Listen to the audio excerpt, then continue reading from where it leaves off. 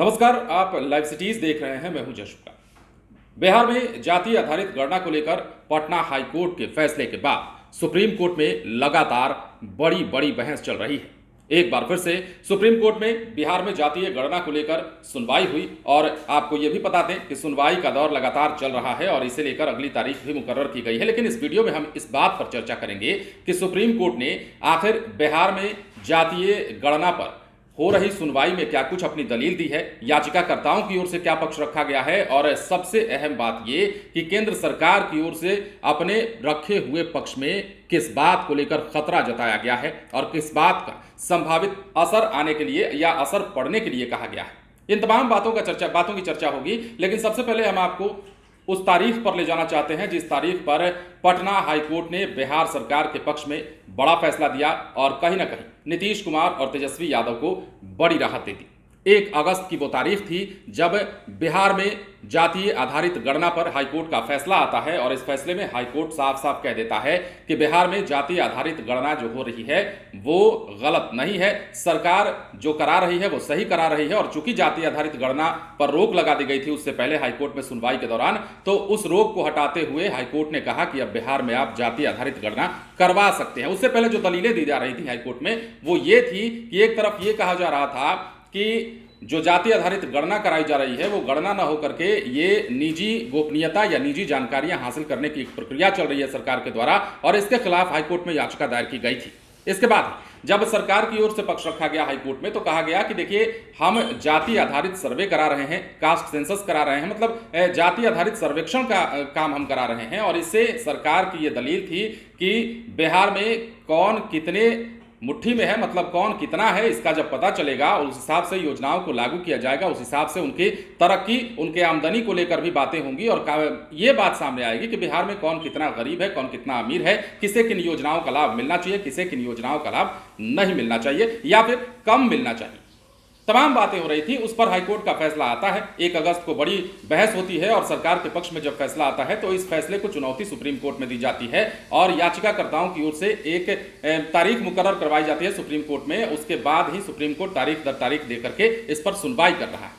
अब इस मामले में सोमवार को एक बार फिर से सुनवाई हुई है और इस सुनवाई में बड़ी बहस हुई है और केंद्र सरकार की ओर से भी और बिहार में राजधानी पटना में हाईकोर्ट के फैसले को चुनौती देने वाले याचिकाकर्ताओं को भी की ओर से भी अपनी अपनी बातें रखी गई हैं और इसके बाद सुप्रीम कोर्ट ने किस प्रकार इस पर कहीं ना कहीं लगभग साफ साफ इनकार कर दिया है और कैसे कह दिया है कि आप सबसे पहले ये साबित करके दिखाइए कि बिहार में जो जाति गणना है वो गलत है। इसके बाद ही याचिकाकर्ताओं की ओर से जो दलील दी जाती है उसमें यह कहा जाता है कि जाति आधारित जो गणना, देखिए बिहार में जाति आधारित गणना का काम तो पूरा हो चुका है, डाटा एंट्री का काम भी लगभग पूरा है और ऐसे में अब यह कहा जा रहा है कि आप निर्देशित करें कि बिहार में जो जाति आधारित गणना हुआ है या होने वाला है, लगभग पूरा होने वाला है डाटा एंट्री के काम को लेकर के, उसके जो परिणाम है उसे प्रसारित ना किया जाए, उसे दिखाया ना जाए, मतलब कि उसे छुपाया जाए।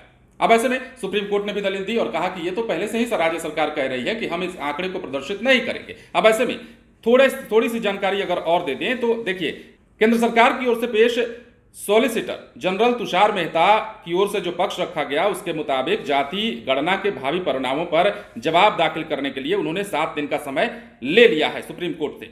अब ऐसे में पीठ के समक्ष मेहता ने क्या कहा है? ये कहा है कि जातिगत सर्वे के संभावित खतरे को लेकर हमें चिंता है, इसके कुछ संभावित असर हो सकते हैं। हालांकि उन्होंने संभावित असर क्या क्या हो सकते हैं और संभावित असर क्या होने वाले हैं इस पर विस्तार से जानकारी सुप्रीम कोर्ट में नहीं दी और ये तमाम जानकारियां देने के लिए ही उन्होंने सुप्रीम कोर्ट से 7 दिन का समय लिया है। और सबसे अहम बात यह कि सुप्रीम कोर्ट इस पर अगली सुनवाई जो है 28 तारीख को करने जा रहा है। अब ऐसे में लगातार सुनवाई हो रही है, लगातार बहस हो रही है और लगातार जो पटना हाईकोर्ट का फैसला है उसे जब याचिकाकर्ताओं के द्वारा सुप्रीम कोर्ट में ले जाया गया उस पर बहस चल रही है। अब ऐसे में केंद्र सरकार की ओर से भी अपना पक्ष रखा गया है और कहा गया है कि इसका संभावित असर हो सकता है और उस असर को खतरा बताते हुए केंद्र सरकार ने कहा है कि ये फिलहाल हमें समय चाहिए 7 दिन का कि हम बता सकें कि जाति जो आधारित गणना है बिहार में उसका क्या संभावित खतरा हो सकता है, उसका क्या संभावित असर हो सकता है। तो देखिए, बड़ी बहस और इस पर जहां एक तरफ राज्य सरकार को बड़ी राहत मिली, नीतीश कुमार और तेजस्वी यादव को बड़ी राहत मिली, तो वहीं अब सुप्रीम कोर्ट में यह मामला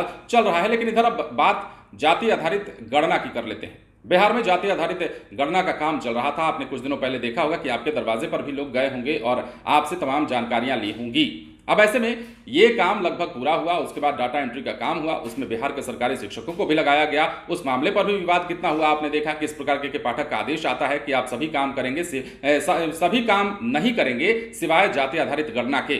तो ये तमाम बातें होती रही इसके पीछे पीछे, अब इससे जुड़ी हुई ये बातें थी। लेकिन ये सब होने के बाद अब बिहार में जाति आधारित गणना लगभग पूरा हो चुका है और ऐसे में अब ये याचिकाकर्ता कह रहे हैं सुप्रीम कोर्ट में कि इस आंकड़े को प्रदर्शित ना करने की सलाह दी जाए या फिर आदेश दिया जाए। बिहार सरकार को जाति आधारित गणना के आंकड़े जारी करने से रोकने की अपील की गई है। जैसा हमने आपको बताया, पीठ ने इस पर कहा कि जातीय गणना को लेकर डाटा इकट्ठा करने का काम पूरा हो चुका है, अब इसके विश्लेषण का काम बाकी है और ये काफी चुनौतीपूर्ण काम है। पीठ ने यह भी कहा कि बिहार सरकार पहले ही कह चुकी है कि हम जमा हो चुके डाटा का प्रकाशन नहीं करेंगे। अब रोहतगी की रोक लगाने की मांग पर पीठ ने कहा कि पहले यह बताना है कि सर्वे प्रथम दृष्टया सही नहीं है, तभी बिहार सरकार के आदेश पर रोक लग सकती है। अब 28 अगस्त को इस पर सुनवाई होनी है। बिहार सरकार की ओर से पेश वरिष्ठ वकील श्याम दीवान ने पटना हाईकोर्ट के आदेश पर किसी तरह की रोक नहीं लगाने की मांग की। यह जाहिर सी बात है। अब पिछली सुनवाई के दौरान पीठ ने कहा था कि जातिगत सर्वे कराने से क्या नुकसान है। साथ ही बिहार सरकार ने अदालत के समक्ष कहा था कि वो व्यक्तिगत डाटा जारी नहीं करेगी और सिर्फ सामूहिक डाटा जारी किया जाएगा। अब देखिए, ये तमाम बातें हो रही थी और उसी समय हाईकोर्ट में, सुप्रीम कोर्ट में जब सुनवाई चल रही थी पिछली दफा, तो कहा था सुप्रीम कोर्ट ने कि आखिर इससे नुकसान क्या है। उससे पीछे अगर सुनवाई की हम बात कर लेते हैं तो उससे पीछे कहा गया था कि 90% जब काम पूरा हो गया है तो पूरा हो जाने दीजिए। तो ये लगातार सुनवाई का दौर चल रहा है सुप्रीम कोर्ट में और एक बार फिर से सुनवाई हुई है। इसमें तमाम दलीलें रखी गई हैं।